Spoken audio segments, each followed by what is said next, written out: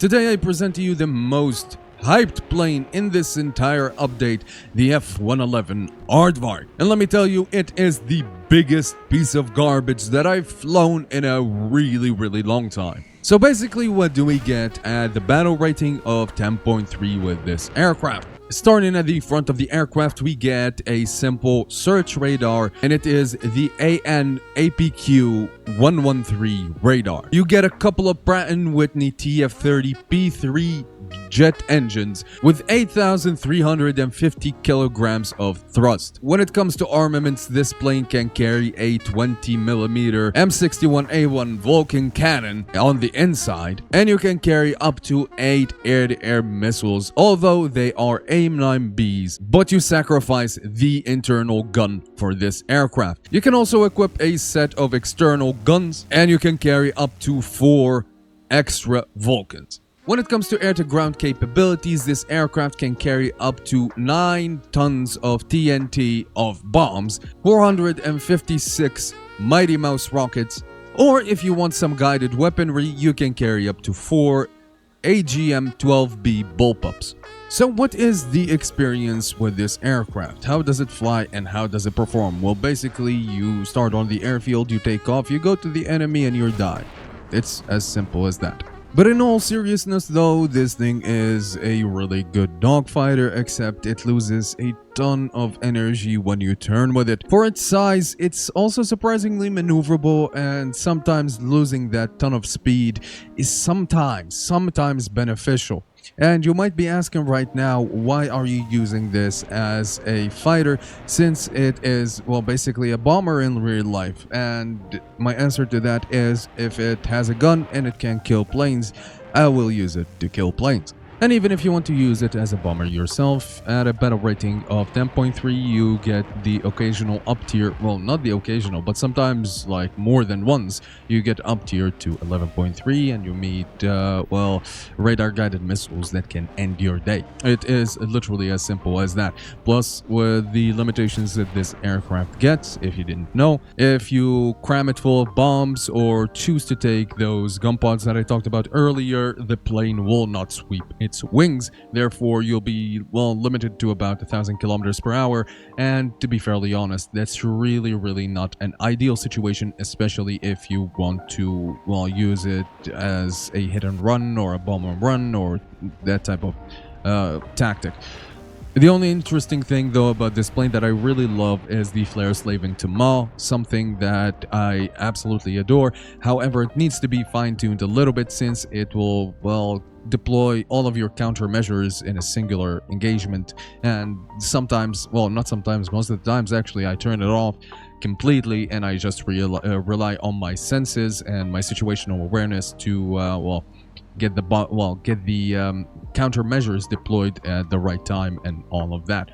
As raw performance, this thing is absolutely worthy of 10.3, especially with the 2 engines and the speed that this thing can get up to.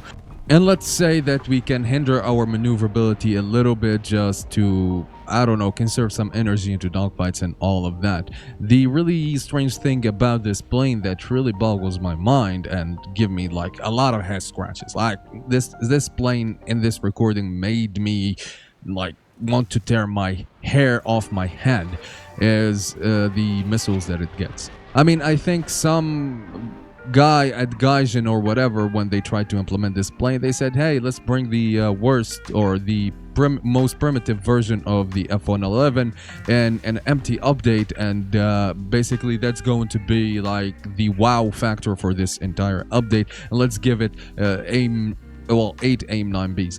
Maybe in a simulator kind of situation, 8 AIM-9Bs might work if you're sneaky and all that, because in simulator battles your situational awareness is severely hindered since you're in the first person in cockpit mode.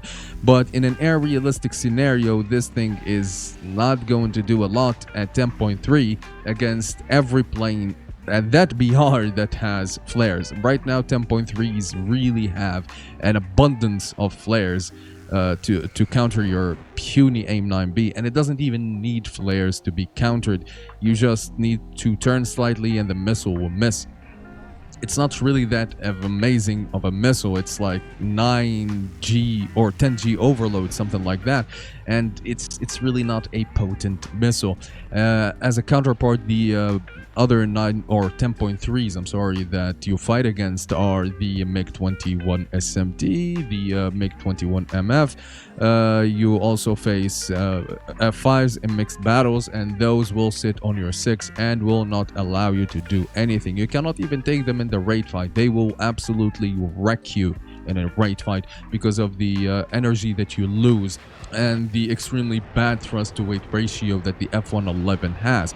So your engagement options are kind of limitless, or limited, I'm sorry, not limitless, except for the fact that you can use this as a support plane, and in a support plane, well, in a supporting role, this plane really, well, kinda shines, let's say it like that, since you can see in this battle that I have right now, I'm just letting the entire battle play without any edits so you can see what I do. In a supporting role, and that singling out people, knowing how to go for the right targets, you'll get your kills, you'll survive, you'll do a lot of things. You already have enough countermeasures, especially if you take flares alone and stick on the on lower altitudes. MiG-21s cannot catch you with their radars. Actually, the only thing that can catch you with a radar is a I don't know, an F4 and an up tier. That's about it. An F4S, for that matter, if you want to say it like that.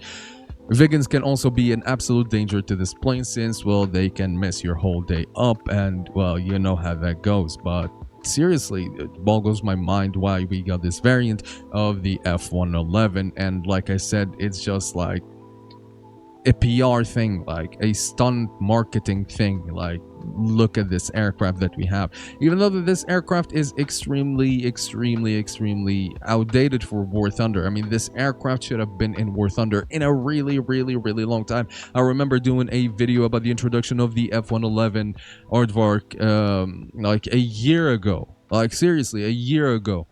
And we got this aircraft after we got the F-14. And I understand, sure, we got the F-14 because of Top Gun, Maverick, and all of that. And it's just going to be absolutely amazing for War Thunder, since it's absolutely free advertisement. I mean, the F-14 in War Thunder, right as the movie came out.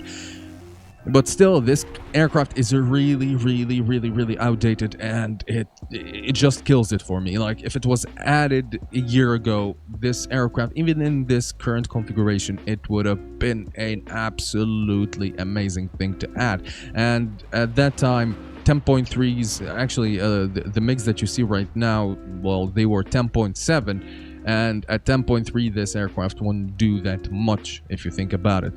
So, taking all of that into consideration, this gives you a really, well, strong idea about the aircraft. I mean, I'm not saying that it's entirely useless. It's just garbage. There are just way better options than this aircraft at the BR of 10.3. With that said, guys, this is the end of the video. If you enjoyed it, please support the channel and fly the F-111 yourself, and come back in the comments and tell me what you think about it. Give me your honest opinion.